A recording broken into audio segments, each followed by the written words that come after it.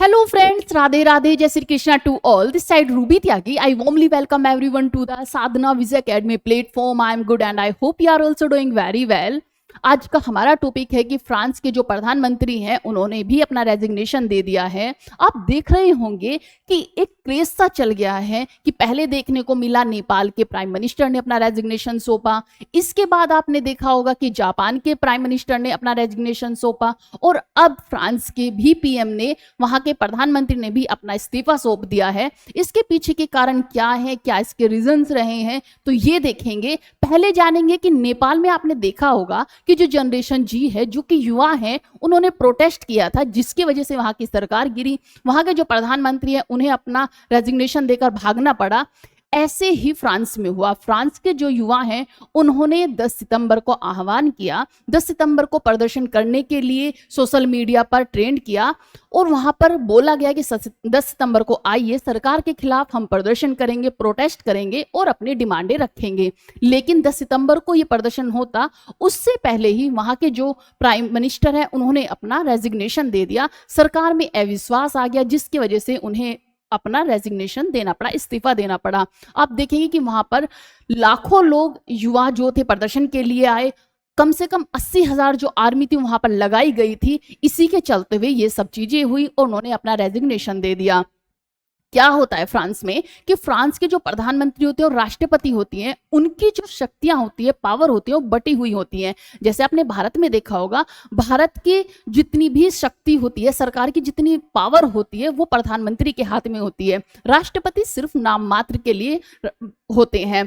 इसी तरह अगर आपने अमेरिका में देखा होगा तो अमेरिका में जो राष्ट्रपति होते हैं वो शक्तिशाली होते हैं, सारी पावर उनके हाथ में होती है। लेकिन फ्रांस में इन दोनों में से ही ऐसा कुछ नहीं है। वहां पर क्या है कि वहां पे दोनों जो पार्टी होती है, दोनों जो राष्ट्रपति और प्रधानमंत्री के पद होते हैं, उनके लिए अलग अलग पावर्स होती हैं। दोनों के ही हाथ में पावर्स होती हैं, शक्तियां होती हैं। तो इसी के चलते हुए क्या हुआ था कि उन्होंने अपना रेजिग्नेशन दिया। रेजिग्नेशन के पीछे का कारण क्या रहा कि जो वहां के प्रधानमंत्री हैं उन्होंने एक बजट पेश किया।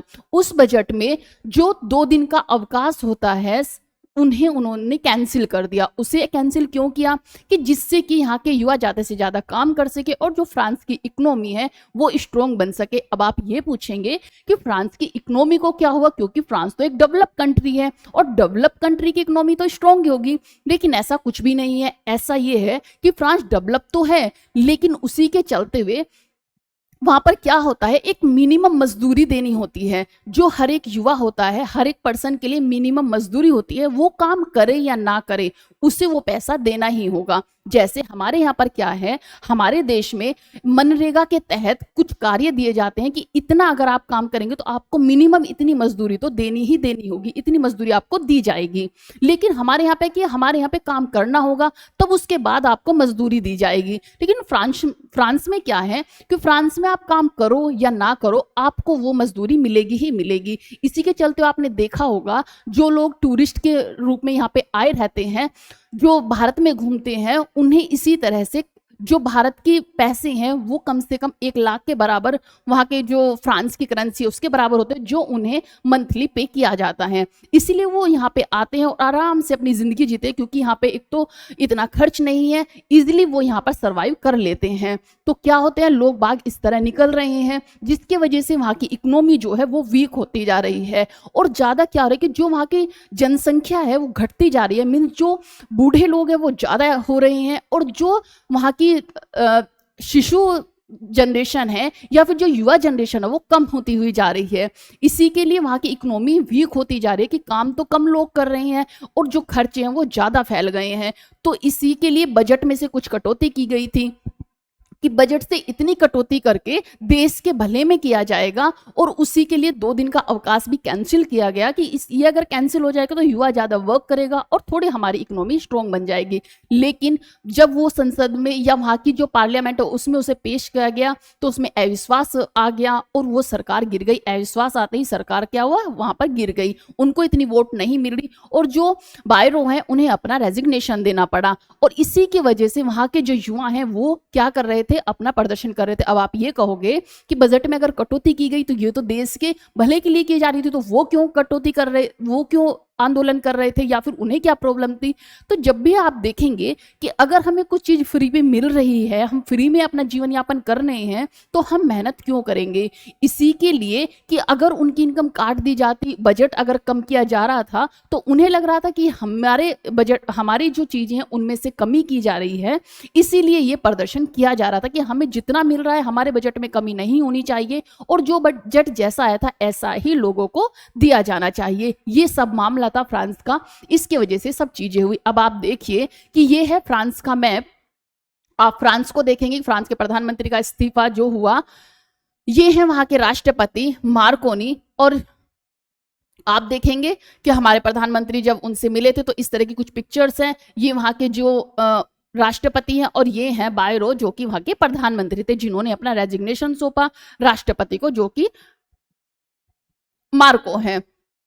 ये कुछ पिक्चर्स हैं जो कि अच्छा, क्योंकि आप देखेंगे तो फ्रांस में जो मार्को है इसका ट्रम्प से भी अच्छी खासी जो एक रिश्ता है वो दिखाया जाता है, और ये बोलते भी हैं कि भाई ट्रम्प से तो मेरी अच्छी खासी दोस्ती है, और अपने आप को ये काफी शक्तिशाली भी मानते हैं, एक अपने आप में एक रुतबा रखते हैं। लेकिन इनसे अगर अपना ही देश नहीं संभाला जा रहा तो उस जो रुतबा है उसका क्या ही फायदा, क्या ही उसके अच्छे परिणाम होंगे। तो ये सब चीजें हैं, और यहाँ डेवलप कंट्री में यही प्रॉब्लम्स है कि इन्हें अपने इतने पैसे ने देने ही देने होते हैं अपनी जो जनता है उसको। इसकी वजह से वहां पर क्या होता है, इकोनॉमी जो होती है कभी गिरती है और कभी उठती रहती है, और जनसंख्या पर क्योंकि एक कंट्रोल किया जा रहा है, इसकी वजह से बूढ़े लोग ज्यादा और जवान लोग कम है, तो कार्य जो वर्क है वो वर्कलोड बढ़ रहा है, इसकी वजह से भी इकोनॉमी इनकी कमजोर हो रही है। आप देखेंगे अगर वर्ल्ड मैप में देखेंगे तो फ्रांस है, फ्रांस के पास में ये है बे ऑफ बैस्के, और इधर आप देखेंगे स्विट्जरलैंड, इधर इटली पड़ता है, इधर देखेंगे तो मेडिटेरियन सी है, इधर जर्मनी पड़ता है, बेल्जियम इधर पड़ता है, और ये है इंग्लिश चैनल। आप ये देख रहे होंगे, ये इंग्लिश चैनल है, ये है स्टेट ऑफ डोवर। यहाँ पर आप ये देखने को मिल रहा होगा फ्रांस, आप यहाँ पर देखा हुआ है फ्रांस के ये कुछ जो अंदर इसके स्टेट हैं वो हैं। अब देखो यहाँ पे फ्रांस के जो प्रधानमंत्री हैं फ्रांसीसी बायरू, उन्होंने अपना इस्तीफा दिया 8 सितंबर 2025 को। 9 सितंबर 2025 को फ्रांस के नेशनल असेंबली में उनकी सरकार विश्वास जो मत थी उसे हार गई, अविश्वास आ गया, और नतीजा ये हुआ कि 364 वोट उनके खिलाफ हुए और सिर्फ 194 उनके पक्ष में हुए। जब उनकी वोटिंग हुई तो 394 उनके खिलाफ थे और 300 जो वोट थे, 364 वोट वो उनके खिलाफ थे और 194 उनके पक्ष में थे। इसी वजह से अविश्वास आया और उन्हें अपना इस्तीफा देना पड़ा। इसके बाद 9 सितंबर 2025 को उन्होंने राष्ट्रपति जो मैक्रोन है, एम्यूनुअल मैक्रोन को अपना इस्तीफा दे दिया। 8 सितंबर को ये फ्रांस की नेशनल असेंबली में सरकार में विश्वास मत आया और 9 को उन्होंने रेजिग्नेशन दे दिया। आर्थिक कटौती की क्या योजना थी? उन्होंने क्या किया कि लगभग 40 अरब यूरो, क्योंकि फ्रांस की जो करेंसी है वो यूरो होती है, तो 44 अरब यूरो की बचत का प्रस्ताव रखा। इन्होंने जो अपनी पार्लियामेंट में अपना बजट पेश किया तो उसमें 44 अरब का जो यूरो है उसकी कटौती की, उस बजट में कटौती की। इसमें सार्वजनिक छुट्टियां कम करना, जो उन्होंने 2 दिन की छुट्टी थी उसे कम कर दिया, वेलफेयर खर्चा रोकना, जो कि वेलफेयर के खर्चे थे उन्हें कम कर दिया, और सरकारी नौकरियों में भी कटौती शामिल थी। जो सरकारी नौकरी थी उनमें भी कटौतियां कर दी कि जो वैकेंसीज निकाली होंगी उसमें कुछ कमी कर दी कि अब इतनी होंगी। यह आम जनता को पसंद नहीं आया, आम जनता को ये सब चीजें पसंद नहीं आई, क्योंकि उन्हें लगा कि सब हमारे में से ही किया गया है। एक तो 44 अरब यूरो की उन्होंने हमारे जो मिलता वो आपने बजट में ही रख लिया, मींस अपने ही निधि में जो अपने अकाउंट में रखे हुए हैं, और हमें वो नहीं दे रहे हैं। ऊपर से 2 दिन की छुट्टियां काट दी, वेलफेयर खत्म कर दिया, सरकारी नौकरी में कटौती कर दी, तो आम जनता इससे गुस्सा हो गई और वो इससे सहमत नहीं थी। फ्रांस का सार्वजनिक जो कर्ज है जीडीपी का लगभग 114% हो गया था। ये इसलिए किया गया क्योंकि वहां का जो कर्ज है वो बढ़ता जा रहा था, इनकम कम हो रही थी। इसी की वजह से उन्होंने कहा कि अगर इसे नहीं रोका गया तो आने वाले टाइम में हमें बहुत ज्यादा कष्ट उठाने पड़ेंगे, इसका हमें नुकसान उठाना पड़ेगा, इसलिए इन्होंने ये सब चीजें की थी।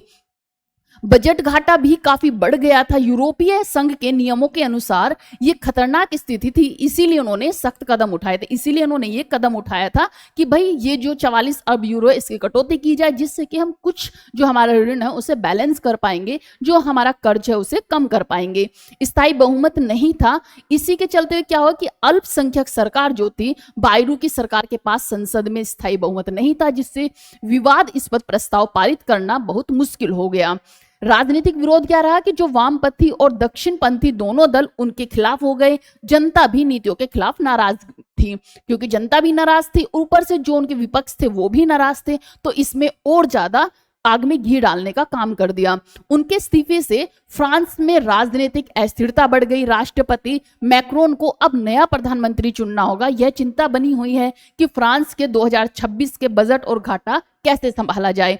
अब ये भी टेंशन हुई फ्रांस का जो 2026 का बजट है उसे कैसे संभाला जाए, क्योंकि इनके यहाँ पर बहुत कमी देखने को मिल रही है, ऋण इनका बढ़ रहा है। तो ये सब चीजें हुई। नए जो प्रधानमंत्री बने हैं वो बने हैं, ये इन्हें प्रधानमंत्री बनाया गया है। 73 वर्षीय, देखो फ्रांस के जो अभी बायरू जिन्होंने इस्तीफा दिया, रेजिग्नेशन दिया, वो थे बायरू। सितंबर 2025 में इन्होंने अपना इस्तीफा दे दिया राष्ट्रपति एम्मानुएल मैक्रोन को। क्यों दिया? क्योंकि फ्रांस के हालिया संसदीय चुनाव में राष्ट्रपति मैक्रोन के जो सेंट्रिस्ट अलायंस था उसे स्पष्ट बहुमत नहीं मिला। नई सरकार बनाने के लिए गठबंधन अस्थिर था, इसलिए अटल जो परंपरा के अनुसार इस्तीफा दिया गया। और यहाँ पे भी क्या हो रहा था, ज्यादातर आप देख रहे होंगे कि जहां जहां सरकार गठबंधन से बनी हुई है वहां पे सरकार गिर रही है। यहाँ पर भी ये सरकार गठबंधन से बनी हुई थी, इसीलिए ये सरकार गिर गई, क्योंकि इन्हें पूरा बहुमत नहीं था। फ्रांस की राजनीतिक व्यवस्था, तो जो शासन मंडल है, अब आप देखेंगे कि फ्रांस का शासन मंडल कैसा है। जैसे कि मैंने आपको बताया कि आधी शक्ति प्रधानमंत्री के पास होती है, आधी राष्ट्रपति के पास होती है। तो फ्रांस में अर्ध राष्ट्रपति प्रणाली है, सेमी प्रेसिडेंशियल सिस्टम है। यह राष्ट्रपति राज्य के प्रमुख और विदेश रक्षा नीति का मुख्य निर्णायक कर्ता होता है। जो राष्ट्रपति होते हैं वो राज्य के प्रमुख होते हैं, और जो विदेश या सुरक्षा जो नीति होती है उसके निर्णयकर्ता कौन होते हैं? राष्ट्रपति होते हैं। प्रधानमंत्री क्या होते हैं? सरकार चलाते हैं और संसद के प्रति जवाबदेह होते हैं। जो संसद में प्रति जो जवाबदेही करते हैं वो प्रधानमंत्री करते हैं। संसद की संरचना देखेंगे एक बार कि फ्रांस की जो संसद है वो द्विसदनीय है। इसमें क्या है, एक नेशनल असेंबली है जिसे निचला सदन कहते हैं, और जिसमें 577 सदस्य हैं। कितने हैं? 577 सदस्य, जो कि निचली सदन है, और उसे क्या कहते हैं? नेशनल असेंबली कहते हैं। दूसरा जो है, इसमें यहाँ पे प्रत्यक्ष चुनाव होते हैं, और प्रत्यक्ष चुनाव द्वारा ही चुने जाते बहुमत साबित करना प्रधानमंत्री के लिए अनिवार्य है। प्रत्यक्ष चुनाव होता है और इसी में अगर प्रधानमंत्री अपना बहुमत पाते हैं तभी प्रधानमंत्री चुने जाते हैं। जिस पार्टी का बहुमत होगा वो ही प्रधानमंत्री चुना जाएगा। दूसरा सदन होता है सीनेट। एक सदन हुआ क्या? नेशनल असेंबली, और दूसरा सदन हुआ सीनेट। सीनेट में क्या है? इसे उच्च सदन कहते हैं और इसे निचला सदन कहते हैं। उच्च सदन में क्या है? उच्च सदन में 348 सदस्य हैं। निचले सदन में आपने देखा कि 577 सदस्य थे, और इसमें कितने? 348 सदस्य हैं। अप्रत्यक्ष चुनाव होता है। इसमें प्रत्यक्ष होता है, लेकिन इसमें क्या है? इसमें अप्रत्यक्ष होता है। अप्रत्यक्ष द्वारा चुने जाते हैं। चुनाव की प्रक्रिया, राष्ट्रपति हर 5 साल में बनते हैं। यहाँ पे भी राष्ट्रपति क्या होते हैं? इनका कार्यकाल 5 साल होता है। 2 चरणीय प्रत्यक्ष मतदान होता है। नेशनल असेंबली चुनाव हर 5 साल में होते हैं। 2 चरणों में होते हैं, प्रत्यक्ष और अप्रत्यक्ष में। पहले चरण में वही है कि 50% प्लस की वोट होने पर ही क्या होगा?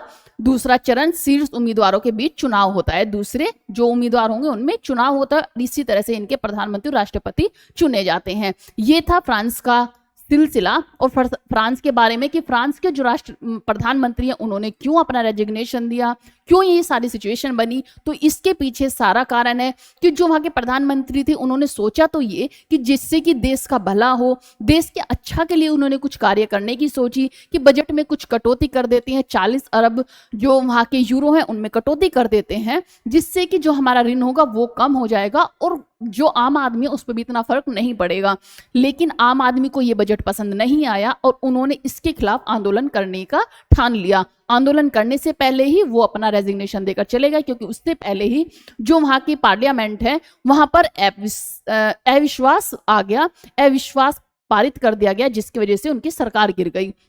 और उन्हें रेजिग्नेशन देना पड़ा। आपको ये भी पता चला हो कि फ्रांस एक डेवलप कंट्री, और डेवलप कंट्री में क्या होता है कि जब भी कुछ चीज़ें वहाँ पर जैसे आम आदमी होती है तो उसे एक मिनिमम जो उनकी मजदूरी होती है वो दी जाती है। मिनिमम मजदूरी उनकी इतनी होती है कि अगर वो भारत में आकर घूमे या यहाँ पर टूरिस्ट के लिए आए तो कम से कम 1 लाख के लगभग उनकी पर मंथली के उन्हें पैसा दिया जाता है, तो वो इजीली भारत में सर्वाइव कर जाते हैं। इसीलिए आपने देखा होगा कि जितने विदेश से लोग हैं भारत में मैक्सिमम लोग घूमने आते हैं, क्योंकि यहाँ की जो रुपया है और वहाँ का डॉलर काफ़ी ज़्यादा होता है, इसीलिए उन्हें यहाँ आने में फैसिलिटी मिलती है और सुविधाएं भी मिलती हैं। आई होप आपको समझ आया होगा।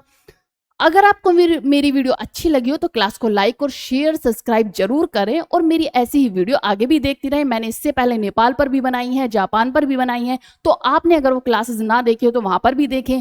वहाँ पर आपको देखने को मिलेगा कि नेपाल के राष्ट्रपति ने क्यों अपना रेजिग्नेशन दिया, वहाँ पे प्रोटेस्ट क्यों किया गया, क्यों जनरेशन जी सड़कों पर उतर गई। इसी तरह जापान ने अपना रेजिग्नेशन क्यों दिया, किसके चलते हुए, किससे परेशान होकर जापान ने अपना रेजिग्नेशन दिया, तो ये सब भी आपको देखने को मिलेगा। आई होप आपको समझ आया हो। जय हिंद, जय भारत।